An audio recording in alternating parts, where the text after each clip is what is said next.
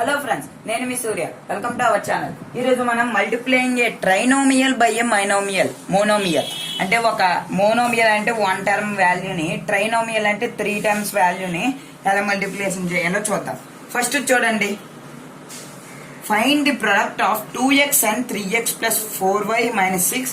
Find the product of 3k and kl plus lm plus mn. First చూడండి, 2x and 3x plus 4y minus 6 first multiplication state లో రాయండి. Into 3y plus 4y minus 6. First మనం ఇక్కడ 1 monomial ఉంది కాబట్టి first దీంతో దీనికి multiplication చేయండి. తర్వాత మళ్ళీ దీంతో దీనికి అలాగా 3 టైమ్స్ చేయండి. 2x ఇంటూ 3x మళ్ళీ ప్లస్ ఇక్కడ ప్లస్ ఉంది కదా, ప్లస్ వేయండి.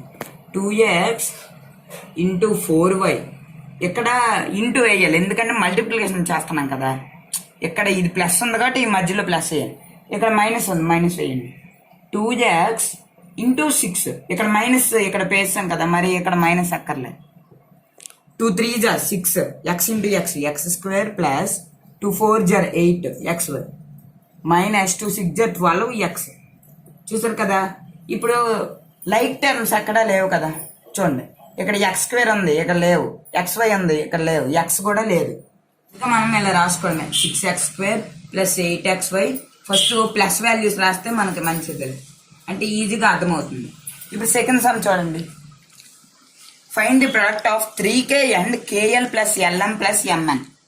3k and kl plus lm plus mn. చూసారు కదా. 3k ఇంటూ kl ఫస్ట్, తర్వాత ఇక్కడ ప్లస్ వేయండి. 3k ఇంటూ lm మళ్ళీ ఇక్కడ ప్లస్ ఉంది, ప్లస్ వేయండి. 3k ఇంటూ mn చెయ్యండి. ఇక్కడ చూడండి, కాన్స్టెంట్ లేవు.